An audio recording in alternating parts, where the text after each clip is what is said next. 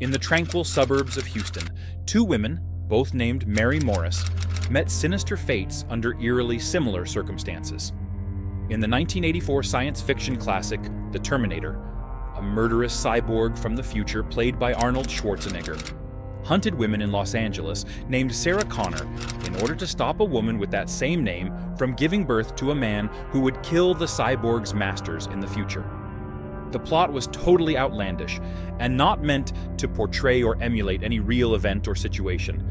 But a pair of murders in Houston, Texas in 2000 shocked area residents. And to sci-fi fans, it appeared to be a case of reality imitating art. Join us as for truth in the Mary Morris murders, a haunting mystery. Let's delve into the depths of this chilling tale, uncovering secrets, obsession, and betrayal that will leave you questioning everything. In the span of less than 1 week, two women, both named Mary Morris, were murdered in eerily similar ways in Houston. Once, the local media made the connections between the two women's names. Then other connections were quickly made. The two women looked alike, the manner of their murders was similar, and their bodies were discovered in similar locations. With that many similarities, most people were convinced that the murders were somehow connected. Was a serial killer using the Terminator as an inspiration for his sick, homicidal fantasies? The residents of Houston were on edge in the late months of 2000. Anyone could be the killer, and any woman named Mary Morris could be the next victim. Mary Henderson Morris was a 48-year-old wife and mother who worked hard as a loan officer at Chase Bank in Houston. She and her husband had built a good life for themselves and lived in the reasonably affluent Houston neighborhood of Spring Valley. They were hardworking, successful people who were well-liked by the neighbors, friends, and family. By all accounts, the couple had a good relationship, and neither was involved in drugs or criminal activity, which makes this part of the case the most puzzling. The morning of October 12, 2000, began as any other in the Morris household. Mary woke up first, got ready for work, and left the house about 6 a.m. But Mary never made it to work. Mary's husband of 5 years, Jay, usually spoke with her several times during the day on the phone, so he began to worry when the afternoon came, and he had yet to hear from his wife. Mary's daughter from a previous marriage, Marilyn Blaylock, and Jay filed a missing person report early that evening about the same time a burned car was discovered in a vacant field. A call was made to the Harris County Sheriff's Department at about 10 a.m. that morning about what was believed to be burning debris or leaves. Later in the day, police arrived at the wooded area to find that it was not debris or leaves that were burning, but an automobile. After the fire was put out, the Sheriff's Department determined that a charred female body was inside. It was the body of Mary Henderson Morris. The fire made it impossible for coroners to determine the method of death, although it was quickly ruled a homicide. A search revealed that Morris's purse and wedding ring were missing, which suggested robbery, but too many questions remained. If it were a robbery, why was her car not taken?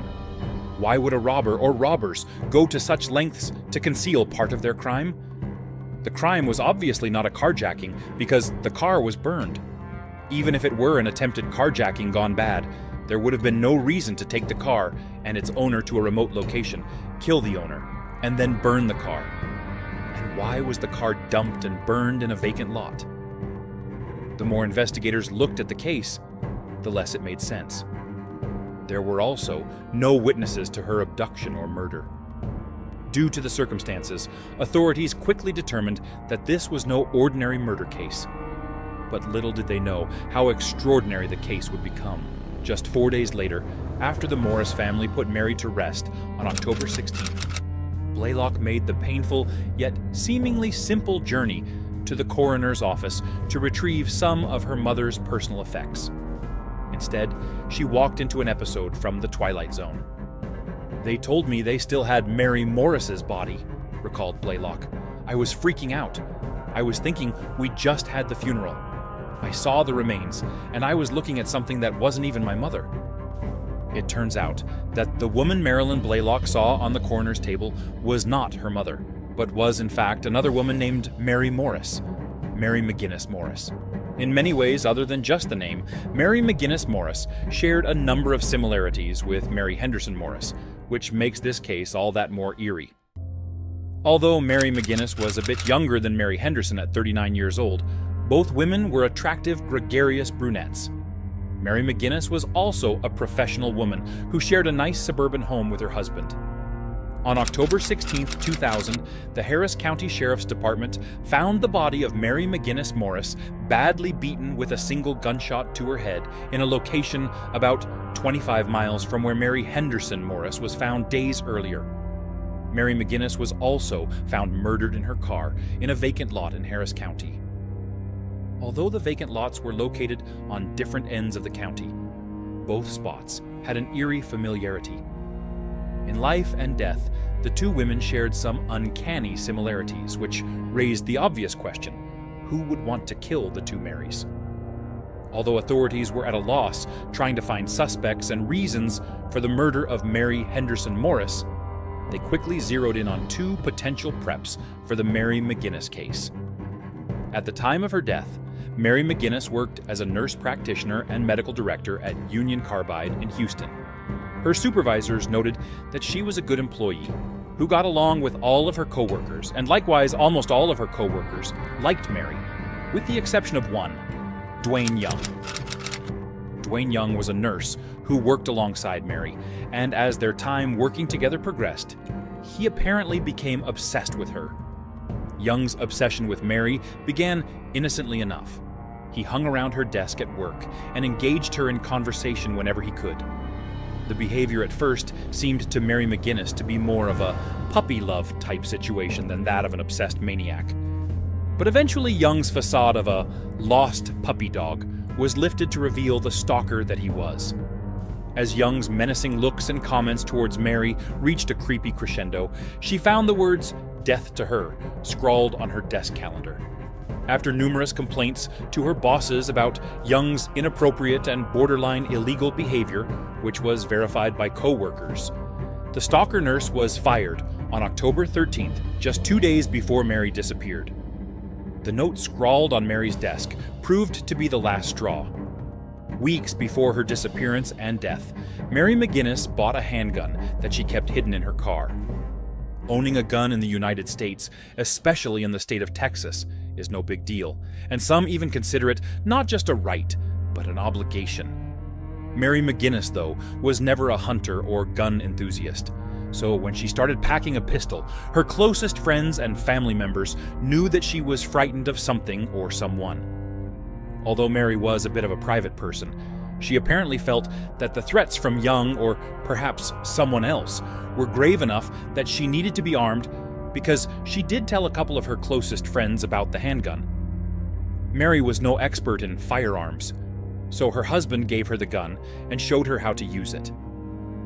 Also, the day Young was fired, Mary's employers told her to stay home in order to defuse the situation, which turned into a scene anyway, as Young demanded to see Mary and had to be escorted out of the premises. October 15th was the last day Mary was seen alive. By all accounts, it was another Sunday for Mary McGinnis. She ran a number of errands and visited a friend named Lori Gemmel. According to Gemmel, McGinnis called her from a store during the afternoon to tell her, "There is someone here who is giving me the creeps." Not long after that call, McGinnis then called 911. The transcript of the 911 call has never been released to the public, but a detective who worked on the case and heard the tape said that it had their blood chilled listening to it. After the 911 call, Mary McGinnis's trail went cold. When Mary did not return home that evening, her husband of 17 years, Mike, filled a missing person report. In an unfortunate twist that brought Mary McGinnis's case together with Mary Henderson's, the body of McGinnis was found shot to death in a vacant lot outside of Houston. Despite the similarities of both women being found murdered in their cars, the method of murder was clear in the McGinnis case. She had died of a single gunshot to the head from her own gun. At first glance, it looked like a suicide, but as homicide investigators examined the scene more closely, they learned that the scene looked staged, and it was instead a poor attempt to throw them off. Mary had been beaten and gagged and her car keys were left outside the car. Investigators quickly learned about Dwayne Young, who then went to the top of their suspect list. But as homicide detectives looked into Young's background, Mike Morris soon joined Young as a person of interest. Morris supplied investigators with samples of his DNA and gave initial interviews, but he declined to take a polygraph exam, hired an attorney, and refused to cooperate with investigators as the case dragged on. Morris also refused to allow his 16-year-old daughter to be interviewed by police, since it is a person's constitutional right not to talk to police in the United States. Morris did nothing legally wrong in that respect, although his actions placed him further under the police radar. The more investigators focused on Morris, the more they learned that there was trouble in paradise at the Morris household. Although it was never proved, allegations of infidelity by both Mike and Mary surfaced. Infidelity is always considered as a motive in spousal murder, whether it is murder to get rid of a spouse in order to be with a paramour, or done out of anger towards a cheating spouse. Unfaithfulness must always be considered motive by police. The infidelity motive seemed to go nowhere, but it was not long before more perplexing inconsistencies came to light. It was learned that Mike had taken out a $500,000 life insurance policy on Mary, which alone is not enough to convict or even get someone arrested for murder. But greed is one of the most common motivations for murder throughout history. Then, there was the mysterious phone call. Records indicate that on the afternoon of October 15th, about 2 hours after she called 911, Mary received a call on her cell phone from Mike. Mike claims that he did in fact make the call when he was with his daughter at a movie, but that the call went straight to voicemail. Records show that the call was answered and lasted for 4 minutes. Morris claimed that the phone company must have made a mistake. Although it is possible that the phone company could have made a mistake, it seemed extremely convenient for the suspect in a murder investigation that such a mistake, which is nearly unheard of, would happen at this critical juncture. Mary McGinnis was also not robbed. In fact, the only valuable item that appeared to have been taken from her was a ring, which was later found in the possession of their daughter. Mike later told investigators that his wife had lost the ring before her murder, and that he and his daughter had found it in the house later. The final piece of circumstantial evidence that points towards Mike Morris as the perpetrator in his wife's murder is the actual murder weapon. The gun that was used to kill Mary McGinnis was actually Mike's gun. He gave the gun to Mary after Dwayne Young's stalking reached its peak, and only he and some of Mary's closest friends even knew about the gun or where she hid it underneath the seat. Clearly, many of Mary's friends, law enforcement, and the people of Houston in general began to think Mike was good for his wife's murder. But the evidence was just not there to make an arrest, never mind win a conviction in front of a jury. Eventually, Mike and his daughter moved back to his native West Virginia, where he still presumably lives to this day. But even if Mike Morris or Dwayne Young was responsible for the murder of Mary McGinnis Morris, the elephant in the room remains. Was her murder connected to Mary Henderson Morris's? Once the theory of a homicidal cyborg from the future that came to Houston to kill women named Mary Morris was eliminated, investigators were left trying to determine if the two crimes were connected or just some strange, macabre coincidence. It is difficult to get past the two victims' similar names, appearance, the type of location where the bodies were discovered, the manner in which they were killed. Because of the plethora of similarities, many have concluded that either Mike Morris or Dwayne Young hired a hitman to kill Mary McGinnis, but in a cruel case of mistaken identity also killed Mary Henderson. An anonymous caller to the Houston Chronicle said, "They got the wrong Mary Morris," in reference to the murder of Mary Henderson Morris. But investigators remain unconvinced that the two homicides are related. As far as the dates go, they are so close they could be linked, said Harris County Sheriff's Detective Wayne Kuhlman. But when someone is hired to kill someone, they are going to have their information and know their habits. Hitmen don't just go out with nothing. As of 2016, both cases remain cold. Sometimes reality is stranger than fiction. Join our community of armchair detectives as we unravel more unsolved cases. Remember, the truth is out there, waiting to be discovered. See you in the next investigation.